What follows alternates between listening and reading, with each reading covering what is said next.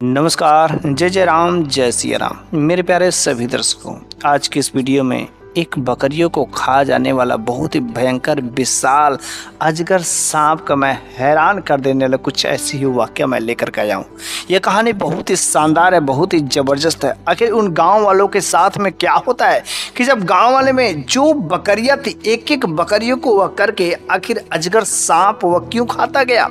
यह बहुत ही दर्दनाक और बहुत ही ज़बरदस्त ज्ञानवर्धक कहानी है, इसलिए आप इस कहानी के अंत तक अवश्य ही बने रहेगा।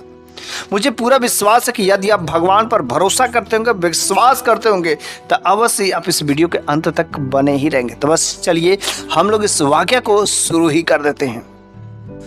तो एक बार की बात है कि एक बस्ती, जिस बस्ती में काफ़ी ढेर सारे लोग रहते थे और सभी प्रकार के लोग रहते थे, और उस बस्ती के बाहर जो एक नेक भगवान का भक्त जो एक छोटी सी कुटिया बना करके वीरान जगह पर रहता था। और वे बागेश्वर भक्त, भगवान के भक्त जो थे ना, वह भगवान की भक्ति भाव पूजा पाठ में मगन रहते थे। वह अधिकतर समय वह अपना भगवान को ही दिया करते थे।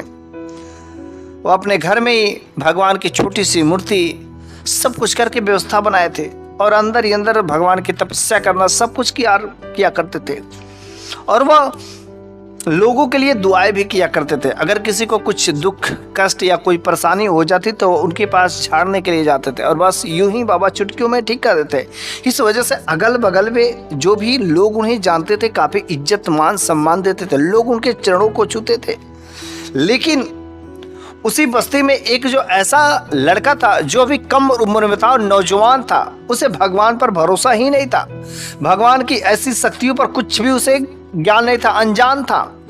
और एक बार वह जो है वहाँ पर उस बाबा के पास में पहुँचा, जिसमें वह बाबा कुछ लोगों को वह जो ज्ञान की बातें बता रहे थे भगवान के बारे में।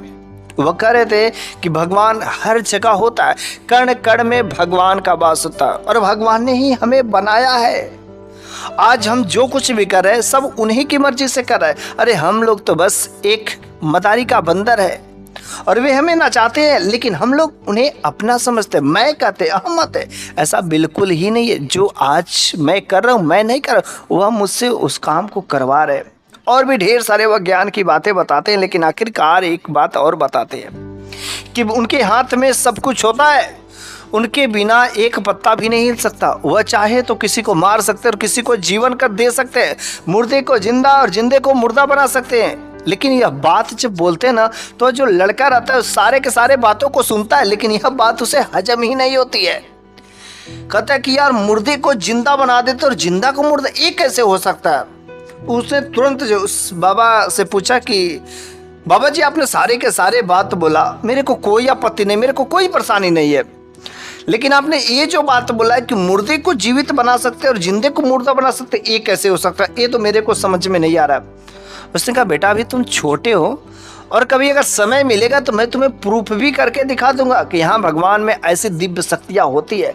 बस उन पर विश्वास करने से मतलब है। यदि तुम्हारे अंदर सच्ची भक्ति भाव रहेगी, विश्वास रहेगा, तो अवश्य तुम्हारे साथ भी ऐसी घटनाएं घटित होगी। और बस अभी तो इस लड़के में बातचीत हो ही रही थी, तब तक बस्ती में से कुछ जो है 8-10 लोग चिल्लाते दुख में रोते हुए आते हैं और बाबा जी के पास में कहते कहते बाबा जी मुझे बचा लीजिए, मुझे बचा लीजिए।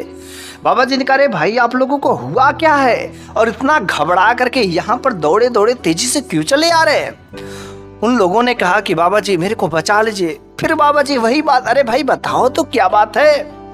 उन्होंने कहा रे मेरे गाँव में एक बहुत बड़ा अजगर सांप चला गया आया है और वह मेरे सारे के सारे बकरियों को एक एक करके निगलता जा रहा है। बाबा जी वही बस हम लोगों का साधन है।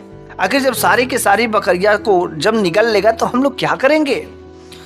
तो बाबा जी ने कहा अच्छा ऐसी बात है, चलो हम देखते हैं। बाबा जी अपने शिष्यों को लेकर के वो उस गाँव में चलते हैं और कहते कि मेरे को एक छोटा सा घर दे दो जहाँ पर मैं अपने शिष्यों के साथ में आज की रात में विश्राम कर सकूँ। तो उस गांव के एक बूढ़े बुजुर्ग ने कहा कि जब वो अजगर आता है ना तो रात्रि के समय में निकलता है, और चूंकि इस गांव के लोग जो है उस अजगर के डर से घर से बाहर निकलना भी दुश्वार समझते थे। जितने भी जानवर रहते थे उस गांव में जितनी बकरियां थे सारे के सारे बकरियों को अपने घर के अंदर बांध करके रखते थे, क्योंकि वे गांव के सारे लोग बकरियों का ही धंधा करते थे। बकरियों का दूध निकालते थे, फिर उसको सेल करते थे महंगे महंगे दामों में, और उससे जो पैसे मिलते थे उससे उन लोगों का खर्चा चलता था। बाबा जी ने बात समझ गई, और फिर रात्रि का समय होता है, और रात्रि के समय में अचानक एक घर से आवाज, चिल्लाने की आवाज आने लगती। अरे मेरे बकरी को निकल गया, मेरे बकरी को निकल गया, अरे अजगर निकल गया। लोग चिल्लाते चिल्लाते फिर से उस बाबा जी के पास में आए और कहे बाबा जी, मेरे को तो आप पर भरोसा था कि आपके रहते हुए इन बकरियों को नहीं निकल पाएगा, लेकिन आपने भी कुछ नहीं कर पाया। और देखिए आपके सामने, आपके रहते हुए यहाँ पर वह अजगर सांप आया, और उस अजगर सांप ने मेरे घर के अंदर से बकरियों को लेकर चला गया। उसने कहा घर के अंदर से, अर्थात घर को तोड़ करके वो जो उन बकरियों को शिकार करके लेकर चला जाता निकल गया। और बाबा जी बड़े ही हैरान होते कि आखिर इस सांप एक एक करके जब बकरियों को निकल जाएगा तो इन लोगों के साथ तो बहुत अत्याचार हो रहा है। लेकिन चूंकि वे भगवान के भक्त थे इसलिए उन्हें अपने भगवान पर भरोसा था। और जहां तक यदि देखा जाए तो सारे के सारे इस धरती पर जितने भी प्राणी विद्यमान हैं उन सारे के सारे लोगों को अपने कर्मों का ही फल मिलता है। तो कहीं ना कहीं बाबा जी को लगा कि सारे के सारे अगर गांव वालों के साथ हो रहा तो कुछ न कुछ इन लोगों ने वैसा कर्म किया होगा। और फिर जो सुबह के समय में उन लोगों को बैठक कराई जाती है, सारे के सारे गांव वालों को इकट्ठा बाबा जी करते हैं उनके शिष्यों के साथ में, और कहते कि अच्छा बताइए आप सारे के सारे गांव वालों के साथ में ऐसा माजरा क्यों हो रहा है। क्योंकि आप लोगों को भी शायद पता होगा कि सबको अपने कर्मों का ही फल मिलता है। जैसा कर्म करोगे, जैसा बीज बोओगे, वैसा ही फल मिलेगा। और आप लोगों के पूरे गांव वालों के साथ में ऐसा, और कहीं तो कहीं आप लोगों ने कुछ ऐसा वैसा काम तो नहीं किया ना। इधर वह जो लड़का जिसके मन में संशय था कि जिंदा को मुर्दा और मुर्दा को जिंदा करने वाला, वह भी लड़का मन में सोच रहा था बस अब तो बकरियों को निगल गया, और आज देखते हैं इनके भगवान में कितनी शक्ति है। और जब वो बकरी निगल गया तो क्या ये बकरी को जीवित कर सकते हैं। अब तो वो निकल गया, चला गया। तो उस बाबा जी ने उस लड़के की तरफ देखा और तुरंत उसके माइंड को पढ़ लिया। उसने कहा बच्चे अभी तुम छोटे हो और तुम शायद मेरे बारे में नहीं जानते हो, तुम क्या सोच रहे हो मेरे को पता है। अरे तुम यही सोच रहे हो ना कि जो बकरी को निकल गया है वो आखिर बकरी कैसे आएगी, कैसे वह जीवित होगी। तो बस देखते जाना, पहले ध्यान से। यहाँ पर जो कुछ भी हो रहा है वो तुरंत घबरा गया, आखिर वह मेरी बातों को कैसे समझ गए। वह तुरंत हकला करके बोलता नहीं बाबा जी मैंने तो ऐसा कुछ नहीं किया। उसे थोड़ा सा कन्फ्यूजन हो जाता कि आखिर वह मेरे मन की बातों को कैसे जान गए। बड़े संशयात्मक बात हो जाती है। लेकिन चलो कोई बात नहीं, अभी भी उसके मन में यह संशय बना ही रहता कि आखिर मुर्दे को जीवित कैसे कर सकते हैं। तो बकरी को निकल गया रात्रि के समय में। तो उस बाबा जी ने जब गांव वालों से पूछा तो सारे के सारे गांव वालों के मस्त सर जो नीचे की तरफ झुके, कोई जो सर उठाया नहीं बताया था। बाबा जी को पूरा 100% शक हो जाता कि इन गांव वालों ने कुछ ऐसा वैसा अनहोनी काम किया, कुछ ना कुछ गलत काम किया ही किया है। तो बाबा जी कहते कि अगर आप लोग नहीं बताएंगे तो हम यहाँ से चले जाएंगे, और फिर एक एक करके आप लोगों के जितनी बकरियां, सारे के सारे बकरियों को निकल जाएगा। जब बकरियां निकल जाएगा तो फिर अब बारी आ जाएगी आप लोगों को, या तो आप लोग इस जगह को छोड़ करके भागना पड़ेगा, नहीं तो आप लोगों को अपना प्राण गंवाना पड़ेगा, उस सांप के मुख में जाना पड़ेगा। अभी भी मौका है, समय है, आप अपने गलतियों का प्रायश्चित कर सकते हैं। उसका मैं उपाय बताऊंगा, पहले आपने बताइए तो क्या गलती की है, वरना आप मरो, मेरे को कोई दिक्कत नहीं, हम यहाँ से जा रहे हैं। तब तक एक बुजुर्ग उनमें से आगे बढ़ते हैं, सारे के सारे गांव वाले उसकी तरफ घूरते हैं। बाबा जी समझ जाते हैं, कहते कि यदि आप आगे आ रहे हैं तो आप लोग गांव वालों से बिल्कुल डरिए नहीं, क्योंकि ये तो निडर है, ये लोग मरेंगे ही मरेंगे और आपको भी मार देंगे। अगर आपको जीवित रहना है तो बस आप मेरे को बताइए। और फिर उस बुजुर्ग ने बताया कि बाबा जी इस गांव में बहुत ही बड़ा जो एक विधवा औरत के साथ में इन गांव वालों ने अत्याचार किया है। उनका अत्याचार, वो भी विधवा औरत के साथ में किस तरीके से, कैसा अत्याचार, मुझे पूरा सही से वाकया बताइए। उन्होंने कहा कि इस गांव में सारे के सारे लोगों के पास में 2, 3, 4 बकरियां थी, और सारे के सारे बकरियां दूध भी देती है, और वे लोग इन दूधों को महंगे महंगे दामों पर बेच करके अच्छे खासे पैसे कमाया करते थे। लेकिन उसी गांव में एक जो विधवा औरत थी, उस विधवा औरत के पास में एक छोटा सा नन्हा मुन्ना बच्चा था। उसके पास भी एक बकरी थी, लेकिन उस बकरी का स्वास्थ्य जो खराब हो जाता है और वह बकरी दम तोड़ देती है। उसके पास कोई साधन नहीं रहते कि जो छोटा सा बच्चा रहता है उसको दूध कैसे पिलाए। उसके छाती का दूध उतने नहीं हो रहे थे कि वो अपने बच्चे को सही से दूध पिला सके। और जब वह बकरी मर जाती है तो वह विधवा औरत अपने बच्चे को जब भूख लगता है तो वह लगता है रोने। बस उसके पास इतने सारे पैसे नहीं थे कि वह जो दूध को खरीद करके अपने बच्चे को पिला सके। फिर वह एक कचौरा लेती है और जो गांव वालों के घर जो है एक एक करके वह घूमना शुरू कर देती है और कहती मेरा बच्चा रो रहा है, मेरे बच्चे को बहुत जोर से भूख लगी है, कृपया आप लोग इस कटोरे भर का बस दूध दे दीजिए, मैं अपने बच्चे को पिला दूं, मेरे बच्चे को भूख लगी है। वे लोग कहते कि कितने पैसे दोगे, पैसे दो तब दूध ले जाओ।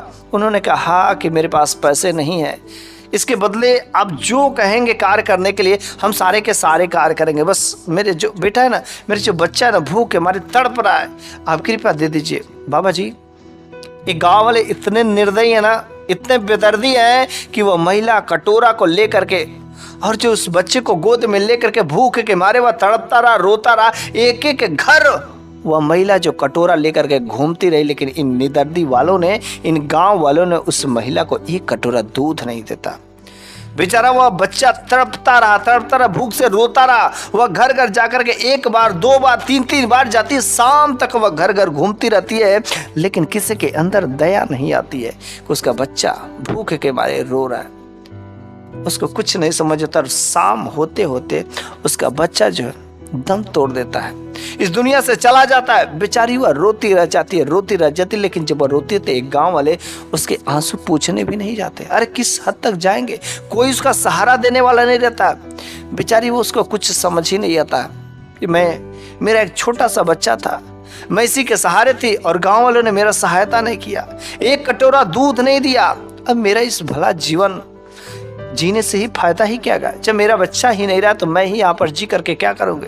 ये गांव वाले फिर से मेरी सहायता नहीं करेंगे और मैं फिर से तड़प के मैं मर जाऊँगा। इससे अच्छा क्यों ना मैं जो नदी में जा करके कूद करके अपने बच्चे के साथ ही जान दे देती हूँ। और फिर उस महिला ने वही काम किया, उस अपने छोटे से बच्चे को ले गए और उस गाँव के किनारे से एक बहुत बड़ी नदी गुजरती थी।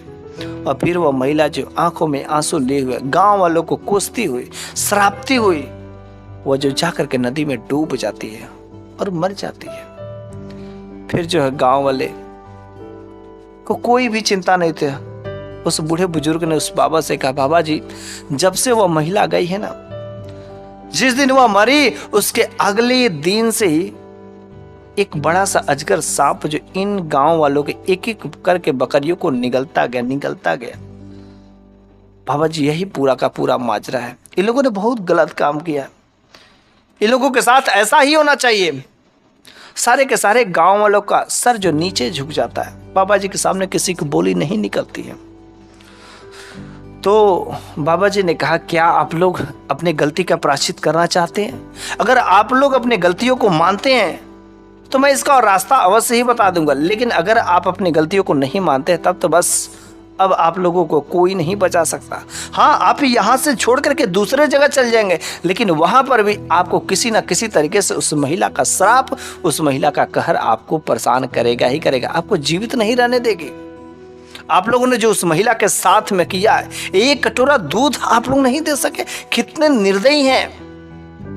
और सारे के सारे गांव वाले बाबा जी के आगे झुक जाते और कहते, बाबा जी मेरे को माफ कर दीजिए, मेरे को किसी भी तरीके से उस अजगर से बचा लीजिए, जो करना पड़े मैं सारे के सारे कार्य करूंगा, जो करना है। उसने कहा कि अभी मैं अजगर को मैं बुलाता हूं और कहता हूं कि सारे के सारे गांव वाले जो गलती काम किए हैं उसका प्रायश्चित करना चाहते हैं और वह क्या चाहता है सारे के सारे चीजें को बताएगा।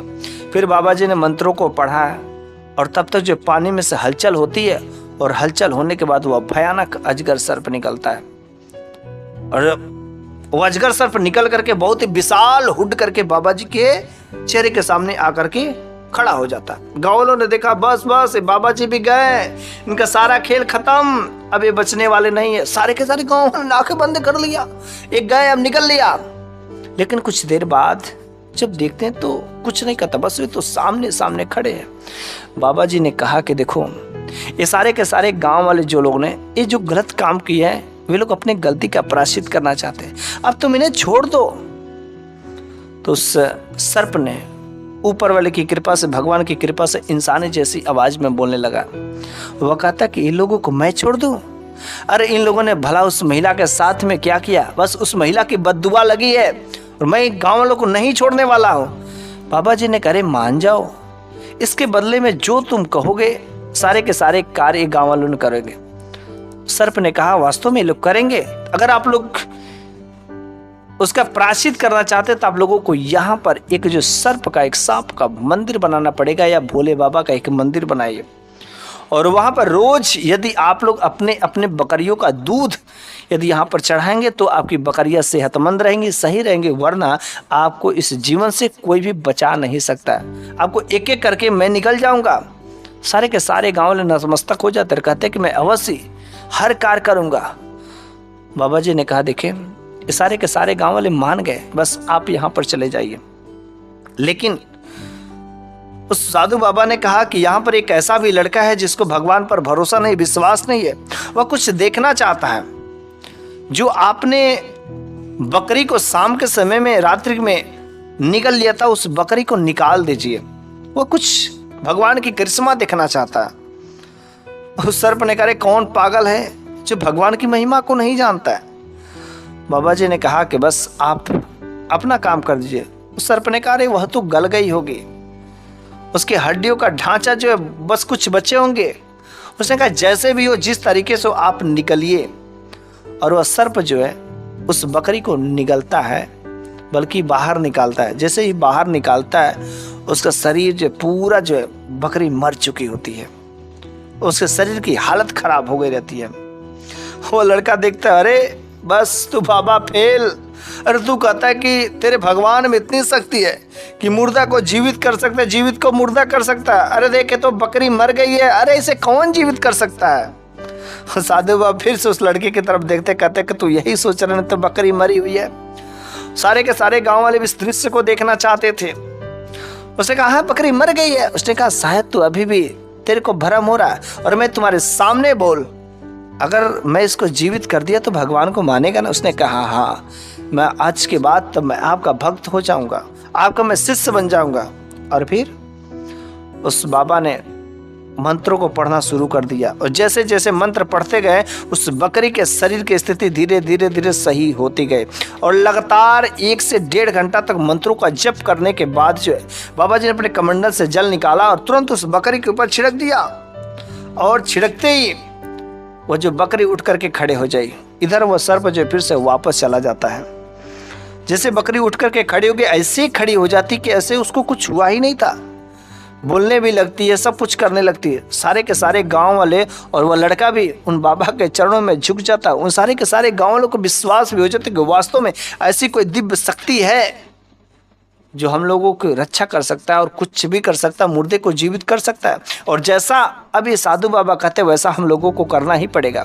फिर उन साधु बाबा के कहने के अनुसार जो उस गांव में एक भगवान शिव का मंदिर भी बनाया जाता है। उस मंदिर में हर दिन लोग जो अपने बकरियों का दूध निकाल करके सुबह सुबह सबसे पहले वहाँ पर जो सर्प था उसको लोग चढ़ाते थे, भेंट करते थे। तब गाँव वाले जो सही तरीके से रहने लगे। इस तरीके से हमें कभी कोई बेसहारा हो, कभी भूखा हो, कभी कोई प्यासा हो, कोई बच्चा रो रहा हो, तो हमें उनके कष्ट को समझना चाहिए। उससे क्या दिक्कत है? अगर आपसे सहायता हो सके तो बस बिना सोचे समझे आप सहायता कर दीजिए। हो सके भगवान किसी न किसी तरीके से आपका कोई परीक्षा ले रहा हो। अगर आप उस परीक्षा में पास हो जाते तो आपकी झोली भर जाएगी, लेकिन अगर आप उस परीक्षा में फेल हो जाते तो जीवन भर कंगाल ही रह जाएंगे, जैसा कि इन गाँव वालों के साथ में होता है। बस मेरे प्यारे सभी दर्शकों, मैं आप लोगों से एक ही बात कहना चाहता हूँ, कभी भी किसी बेजुबान जानवर हो, कोई प्राणी हो, कभी किसी प्रकार को उसे दर्द नहीं देना चाहिए, उसे कष्ट नहीं देना चाहिए। हमें जीवों पर दया करना चाहिए, लोगों की सहायता करना चाहिए जितना आपसे संभव हो सके। बस आज की कहानी यहीं पर समाप्त हो गई, और अगले वीडियो में एक नई शानदार कहानी के साथ मैं लेकर के अवश्य ही हाजिर हूँगा। लेकिन मैं आप लोगों से पूछना चाहता हूँ कि आपने जो भी इस कहानी के माध्यम से सीखा है, आप अपनी राय कमेंट बॉक्स में जरूर दीजिएगा।